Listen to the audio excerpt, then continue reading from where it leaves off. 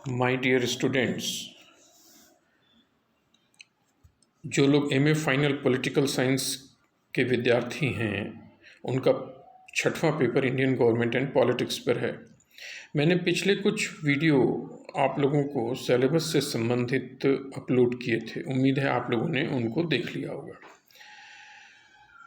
कल मैंने आपको एक पीपीटी शेयर की थी जो कि भारतीय संविधान के स्रोत पर थी, क्योंकि आपका पेपर 6th में इंडियन गवर्नमेंट एंड पॉलिटिक्स में यूनिट 1 में पहला टॉपिक यही था, sources of the Indian constitution, भारतीय संविधान के स्रोत।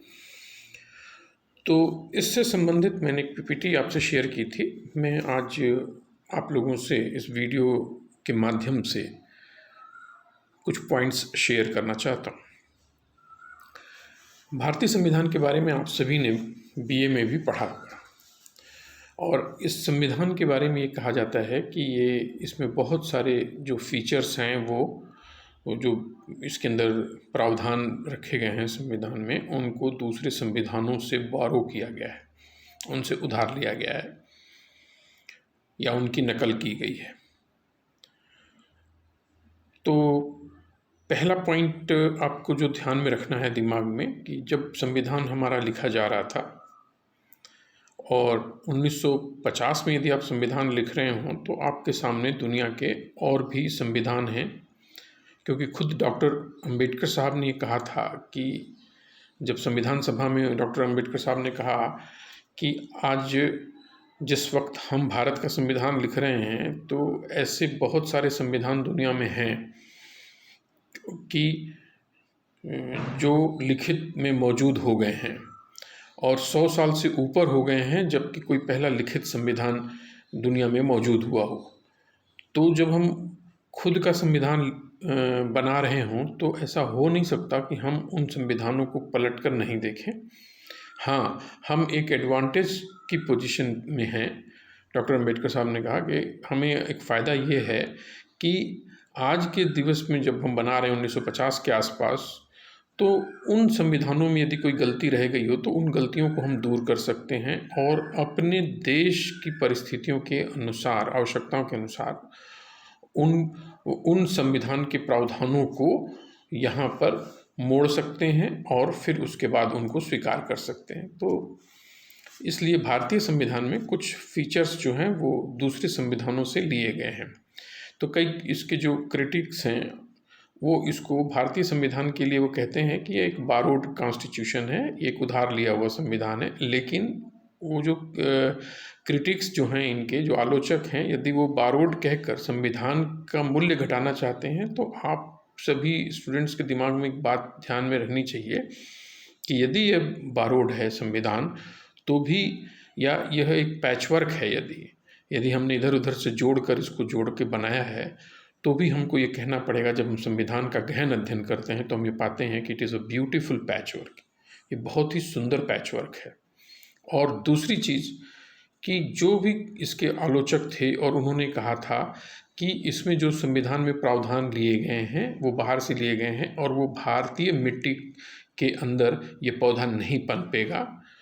तो आज 70 साल के इतिहास को देखते हैं तो हम ये कह सकते हैं कि नहीं, वो पौधा यहाँ पर पनपा है, आगे भी बढ़ा है, और आज भी यदि भारत के पास संविधान है तो यह हमारी जीत है, इस संविधान की जीत है।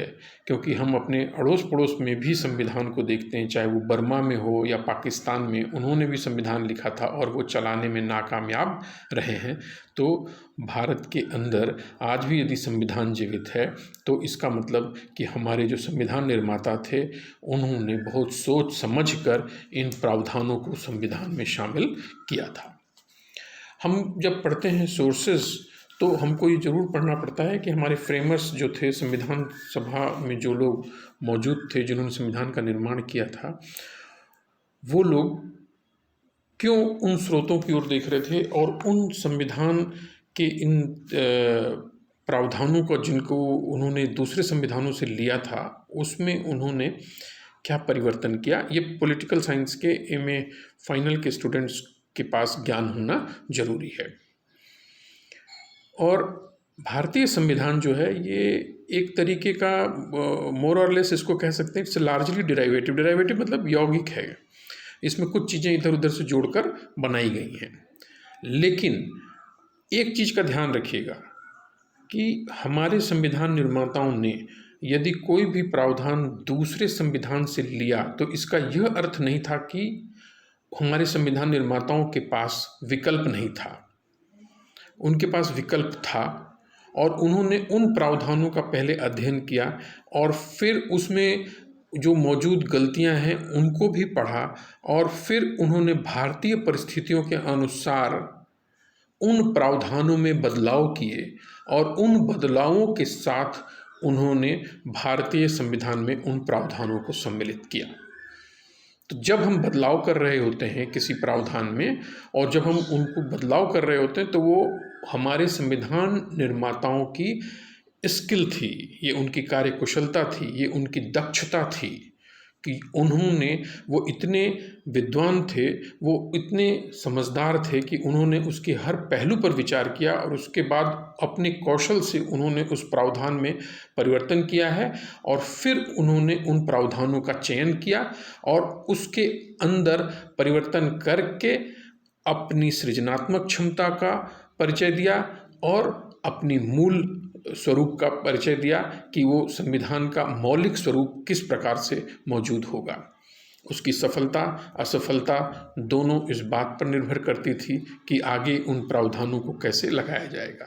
लेकिन जब संविधान का निर्माण किया जा रहा था तो संविधान निर्माताओं को ये नहीं पता था कि ये प्रावधान आगे जाकर किस तरीके से कार्य करेंगे। लेकिन आज हम 70 साल के अपने इतिहास के बाद पलट कर देखते हैं तो हमें गर्व होता है कि हमारे संविधान निर्माताओं ने अपनी सृजनात्मकता से उन प्रावधानों के अंदर भारतीय परिस्थितियों को देखते हुए बहुत ही सुंदर तरीके से उसमें उन्होंने बदलाव किया था। वो वास्तविक रूप से वो लोग ऐसे केमिस्ट थे कि जिन्होंने विदेश से लिए हुए मेटल से भारतीय सिक्के का निर्माण कर दिया था। ये ग्रैनुअल ऑस्टिन साहब हमारे, जिनकी किताब के बारे में मैंने बताया था आपको पहले, the Indian constitution cornerstone of a nation, उन्होंने लिखा है कि भारतीय संविधान के सभा के जो लोग थे वो लोग एक्चुअली में केमिस्ट थे जिन्होंने फॉरेन मेटल को लेकर भारतीय सिक्के का निर्माण कर दिया। जैसे हम लोग उन्होंने ये भी एग्जाम्पल दिया है कि आप एक बहुत अच्छा एग्जाम्पल आपके सामने मिलता है जब आप संविधान संशोधन की प्रक्रिया देखते हैं और संविधान संशोधन की 3 प्रकार की प्रक्रियाएं बताई गई हैं।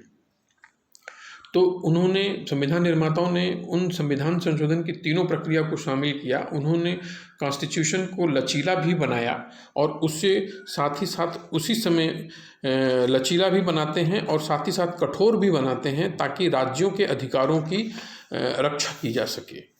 यह एक बहुत ही सुंदर कॉम्बिनेशन है, एक बहुत ही सुंदर संयोग बनाया गया है भारतीय संविधान के अंदर। और ये भी बताया गया कि जैसे किसी भी दुनिया के किसी भी देश में संघवाद और ब्रिटिश पार्लियामेंट्री सिस्टम यानी ब्रिटिश संसदीय व्यवस्था का संगम नहीं दिखाई देता है दुनिया के किसी और देश में। लेकिन भारत जैसे देश में संविधान निर्माताओं ने संघवाद और ब्रिटिश संसदीय व्यवस्था का संगम किया उन्होंने, और उसके बाद इन्होंने इस आधार पर अपने संविधान का निर्माण किया।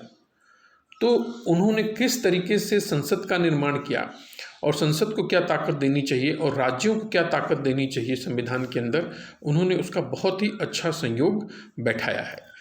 और ये भी हम लोग देखते हैं कि संविधान निर्माताओं ने उनकी दूरदर्शिता थी कि उन्होंने पार्लियामेंट के पास लैंग्वेज इशू छोड़ा। भाषा का जो विवाद था इंडिया में, उसको पार्लियामेंट की ताकत के पास छोड़ दिया और ये भी कहा कि आगे से यदि भारतीय संघ में नए राज्यों का निर्माण होगा या नए क्षेत्र सम्मिलित होंगे तो उसको भी निर्णय लेने का हक जो है पार्लियामेंट के पास है, राज्यों के पास नहीं है।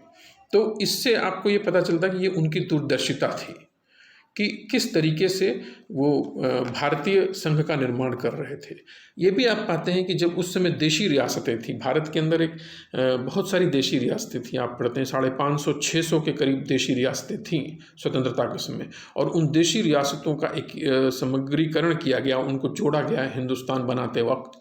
तो जब हम हिंदुस्तान बनाते वक्त उन देशी रियासतों के बारे में पढ़ते हैं, उनका इंटीग्रेशन कैसे किया गया, उनका एकत्रीकरण कैसे करते हैं, और संविधान में उन देशी रियासतों को प्रोविंसेस, क्योंकि ब्रिटेन का, अंग्रेज़ों का कुछ एरिया पर डायरेक्ट शासन था, वो प्रोविंस थे, तो कहते हैं प्रोविंसेस और देशी रियासतों को बराबर का दर्जा दिया गया। तो ये सब उनकी जो संविधान निर्माताओं की दूरदर्शिता थी, जो आपको वहाँ पर बताती है। हम लोग ये भी पता चलता है कि संविधान निर्माताओं ने जो संविधान संशोधन की प्रक्रिया में कहीं पर पार्लियामेंट को पावर दिया है, कहीं पर राज्यों के रोल को बढ़ाया है।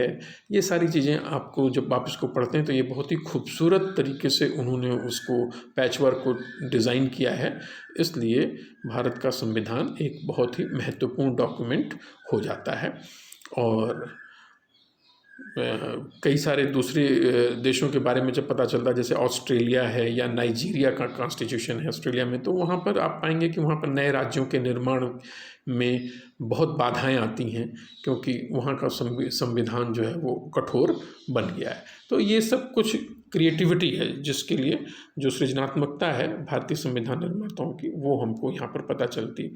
यहाँ पर एक चीज़ और भी ध्यान दीजिएगा कि भारत जो है वो राजनीतिक रूप से ये 1950 के संविधान में एकत्रित हो रहा था, क्योंकि जब हम पहले का इतिहास पढ़ते हैं तो आप पाते हैं कि भारत छोटी छोटी देशी रियासतों में बटा हुआ था, तो राजनीतिक रूप से एकीकरण नहीं था भारत का। तो उसको राजनीतिक रूप से कैसे एकीकृत करना है, और फिर क्षेत्रीय स्तर के जो प्रभावशाली नेतृत्व थे, प्रभावशाली संगठन थे, उनको भी राष्ट्रीय स्तर के नेतृत्व के साथ किस प्रकार का संबंध स्थापित करना है, और उनको कैसे जो है क्षेत्रीय नेतृत्व को ये स्वीकार करवाया गया कि उन्हें संसद की, दिल्ली की शासन को स्वीकार करना है, राष्ट्रीय संसद की। तो ये जो कॉम्बिनेशन है, ये संयोग है, ये सब आपको भारतीय संविधान के अध्ययन में पता चलता है कि कैसे हम लोगों ने, हमारे संविधान निर्माताओं ने भारतीय संविधान में इन चीज़ों का समावेश किया है। ये कुछ बातें थीं जो मैं आपसे चाह रहा था कि पहले शेयर करूं, फिर मैं आपको बताता हूं कि कौन कौन से ऐसे फीचर्स हैं, कौन कौन से ऐसी विशेषताएं हैं जो भारतीय संविधान में अन्य संविधानों से उनको बोरो किया गया, उनको लिया गया है, और भारतीय संविधान निर्माताओं ने उनको बहुत ही बेहतर तरीके से उनको जो है यूज़ किया है भारतीय संविधान में। तो हम ये पढ़ते ज़रूर हैं कि स्रोत यहाँ से लिया गया, वहाँ से लिया गया, लेकिन वो एज इट इज़ नहीं लिया गया है। वहाँ के प्रावधान अलग होते हैं। जब हम उनके देश का पढ़ते हैं, जैसे अगर यूएस से कुछ लिया गया है तो यूएस में जब हम उस सब प्रावधानों को पढ़ते हैं तो वो एज इट इज़ हमको इंडियन कॉन्स्टिट्यूशन में नज़र नहीं आता। भारतीय संविधान में हमको पता चलता है कि यूएस के अंदर ये प्रावधान थे और ये मेजर प्रावधान है, लेकिन जब भारतीय संविधान में उनको लागू किया गया तो उसमें ये परिवर्तन कर दिए गए हैं। तो इससे ये पता चलता है कि हमारे संविधान निर्माताओं ने उनमें भारतीय परिस्थितियों को देखते हुए, भारतीय कंडीशंस को देखते हुए उनके अंदर परिवर्तन किया है। तो ये सारी चीज़ें जो हैं वो आपको आगे के पेपर में धीरे धीरे जानने को मिलेंगी। फिर जैसे कुछ फीचर्स हैं, अभी आज के इस टॉपिक के अनुसार जो आपको पता चलेगा कि भारतीय संविधान के स्रोत क्या हैं, तो एक कॉलम में मैंने बता दिया आपको कि features borrowed in the constitution, संविधान में कौन से फीचर्स लिए गए हैं और उनके सोर्सेज क्या हैं। तो जैसे पहला आपने देखा कि फेडरल स्कीम, संघीय व्यवस्था है पहला फीचर। दूसरा फीचर है पार्लियामेंट्री सिस्टम ऑफ गवर्नमेंट, संसदीय व्यवस्था सरकार की। ऑफिस ऑफ द गवर्नर, राज्यपाल का पद। पावर ऑफ फेडरल जुडिशरी, संघीय न्यायपालिका की शक्ति। और इमरजेंसी पावर्स, आपातकालीन शक्तियाँ, ये सब बड़े बड़े फीचर्स हैं संविधान के। उनका एक अलग पूरा टॉपिक है, उसके अंदर पार्ट बना हुआ है संविधान के अंदर। वो सब कुछ गवर्नमेंट ऑफ इंडिया एक्ट 1935 से लिया गया है, ये आपको पता है। इसका स्रोत गवर्नमेंट ऑफ इंडिया एक्ट 1935 है। सेकेंड फीचर है लॉ मेकिंग प्रोसीजर, कानून बनाने का जो प्रोसीजर है कैसे होगा। रूल ऑफ लॉ, ये एक टर्म है जो आपने पढ़ा होगा बीए में भी कि रूल ऑफ लॉ के क्या होती है, कानून का शासन। उसमें दो चीज़ें होती हैं, equality before law and equal protection of law.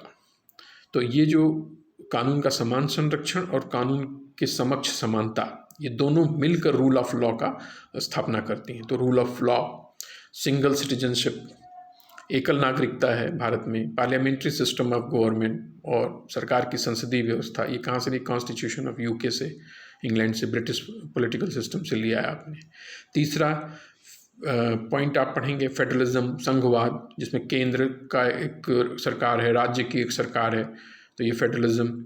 Independence of judiciary, न्यायपालिका की स्वतंत्रता, जुडिशियल रिव्यू, न्यायिक पुनरावलोकन, indirect election of the president, राष्ट्रपति का इनडायरेक्ट इलेक्शन कैसे किया जाता है, मूलभूत अधिकार, और सुप्रीम कोर्ट और हाई कोर्ट के जजेस का रिमूवल, पदच्युत करना उनको, ये कॉन्स्टिट्यूशन ऑफ यूएसए से लिया है आपने। फिर आप पढ़ते हैं चौथा, directive principles of state policy, राज्य नीति के निर्देशक तत्व हैं आपके पास पार्ट 4 में। मेथड ऑफ प्रेसिडेंशियल इलेक्शन, राष्ट्रपति के चुनाव की जो प्रक्रिया अपनाई जाती है, और nomination of members to Rajya Sabha by president, राष्ट्रपति के द्वारा राज्यसभा में जो नॉमिनेशन किया जाता है, नामांकन किया जाता है सदस्यों का, वो कहाँ से लिया आपने? कॉन्स्टिट्यूशन ऑफ आयरलैंड से लिया, आयरलैंड के संविधान से लिया है। फिर 5वें नंबर पे आप पढ़ते हैं फेडरेशन विद स्ट्रॉन्ग सेंटर, तो आप ये पाते हैं कि केंद्र मजबूत है हमारे यहाँ संघवाद में, तो ये केंद्र की मजबूती वाला संघ कहाँ पर है? ये कनाडा में है, तो वहाँ से आप लेकर आते हैं इसे, federation with strong centre. Single citizenship, एकल नागरिकता कनाडा में भी देखने को मिलती है हमें, और provision of residuary powers to the centre, वहाँ पर भी कनाडा में भी ये है कि जो भी शेष शक्तियाँ हैं केंद्र और राज्यों के बीच में जो विभाजित होती हैं, उसके अलावा जो भी शेष शक्तियाँ, उनकी शक्ति जो है वो केंद्र के पास है, और भारत के संविधान में भी शेष शक्तियों की को केंद्र के पास निहित किया गया है, तो ये कनाडा के संविधान से लिया गया है। आइडिया ऑफ कॉन्करेंट लिस्ट, समवर्ती सूची का जो विचार है वो कहाँ से आया है? तो वो ऑस्ट्रेलिया के कॉन्स्टिट्यूशन से लिया गया है। फिर आप पढ़ते हैं provisions concerning the suspension of fundamental rights during emergency, तो अगर आपातकाल लगता है तो उस दौरान जो है नागरिकों के मूलभूत अधिकार जो हैं वो निलंबित कर दिए जाते हैं, उससे संबंधित जो प्रावधान है वो कहाँ से आता है? तो Weimar constitution of Germany, Germany में कई संविधान है, उसमें एक वाइमर कॉन्स्टिट्यूशन है, तो वहाँ से आप लेते हैं।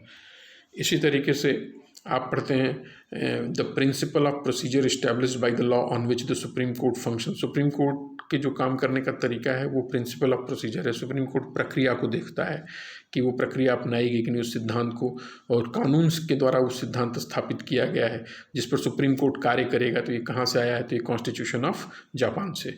आप अमेरिका में इसके विपरीत पढ़ते हैं, वहाँ पे ड्यू प्रोसेस ऑफ लॉ है, तो हमारे यहाँ ड्यू प्रोसेस ऑफ लॉ नहीं है, हमारे यहाँ प्रिंसिपल ऑफ प्रोसीजर लिया जाता है। तो हिंदुस्तान के संविधान में क्या है, अमेरिका में ड्यू प्रोसेस ऑफ लॉ है, तो वो एक अलग चीज़ है, वहाँ पर जजेस को ज़्यादा पावर मिल जाती है अमेरिका के अंदर। फिर आप पढ़ते हैं 9वां पॉइंट है फंडामेंटल ड्यूटीज़, मूलभूत कर्तव्य, ये बाद में जोड़ा था, तो ये कहाँ से आया? तो आप पढ़ रहे हैं कॉन्स्टिट्यूशन ऑफ इटली, इटली के संविधान में है, और एस्ट्राइल यूएसएसआर यानी भूतपूर्व सोवियत संघ, आज तो वो है नहीं, अब सोवियत संघ टूट चुका है, लेकिन जो भूतपूर्व सोवियत गणराज्य था वो, उसके संविधान में फंडामेंटल ड्यूटीज़ के बारे में बात की गई थी, तो हम लोगों ने भी वहाँ से सीखकर फंडामेंटल ड्यूटीज़ को अपने संविधान में इनकॉर्पोरेट किया है। तो ये कुछ चीज़ें हैं जो मोटे मोटे तौर पर आपको यहाँ बताई गई हैं कि किस तरीके से ये चीज़ें जो हैं भारतीय संविधान के स्रोत हैं, और ये अलग अलग संविधानों से लिए गए हैं। लेकिन इसका ये अर्थ नहीं है कि भारत का संविधान जो है वो इन सब जगहों से एज इट इज़ प्रावधानों को ले लिया है और हमारे यहाँ संविधान में उनको जोड़ दिया है। नहीं, उन प्रावधानों के अंदर परिवर्तन हुए हैं, उन प्रावधानों में सृजनात्मकता का उपयोग किया गया है, और उन प्रावधानों को भारतीय परिस्थितियों के अनुसार बदला गया है, और फिर उसके बाद उनको स्वीकार किया गया, उन पर बहुत सारा विचार किया गया। इसलिए भारतीय संविधान सभा के सदस्यों के द्वारा उसमें सृजनात्मकता को अपनाया गया है। उनके पास विकल्प था, वो चाहते तो उसको स्वीकार करते और वो चाहते तो उसको रिजेक्ट करते, और ऐसे बहुत सारे प्रावधान हैं जिनको उन्होंने रिजेक्ट किया है। इसके अलावा भारतीय संविधान सभा के पास बहुत दूसरे भी स्रोतों से जानकारी आती थी और लोग उनको डायरेक्ट चिट्ठियाँ लिखते थे। लोग, बहुत सारे लोग मेमोरेंडम भी देते थे, बहुत सारे ऑर्गेनाइजेशंस थे। तो बहुत बड़ा सेक्शन जो था भारत में, उन लोगों ने अपनी अपनी बातों को उन संविधान सभा तक प्रावधानों के संबंध में पहुंचाया है। उन्होंने सबको सुना भी है और उसके बाद अब बहुत सारे प्रावधानों को स्वीकार भी किया है और बहुत सारे प्रावधानों को उन्होंने रिजेक्ट भी किया है। ये सब भारत सरकार की जो लॉ मिनिस्ट्री है उनका जो आर्काइव है उसके अंदर संविधान सभा से संबंधित तमाम तरीके के लेटर्स, तमाम तरीके के मेमोरेंडम, सब कुछ वहाँ मिलते हैं। तो जो लोग रिसर्च करते हैं उन लोगों को उन सब जगहों पर जाना होता है, वहाँ पढ़ते हैं और ये देखते हैं। उनसे हम लोग को पता चलता है कि ये संविधान के निर्माण के अंदर किस प्रकार से और कहाँ से बातें आईं और किस प्रकार के मेमोरेंडम दिए गए थे और किस प्रकार की चीज़ें जो हैं वो मौजूद थी। तो कुल मिलाकर हम ये कह सकते हैं कि भारत का संविधान जो है वो हमें दिखाता है कि पिछले 70 साल से जिस तरीके से संविधान ने कार्य किया है, उसने राष्ट्रीय लक्ष्यों को प्राप्त करने के लिए कार्य किया है और सक्सेसफुल रहा है, सफल रहा है। इसलिए यहाँ पर ये नहीं इम्पॉर्टेंट है कि हमारे पास प्रावधान जो थे वो विदेशी संविधानों से लिए गए। ये इम्पॉर्टेंट है कि उन प्रावधानों को उचित तरीके से भारतीय परिस्थितियों के अनुसार अनुकूल बनाया गया और उन्होंने भारत के राष्ट्रीय हितों को आगे बढ़ाया है। So thank you so much. आज का वीडियो मैं यहीं पर समाप्त करता हूँ।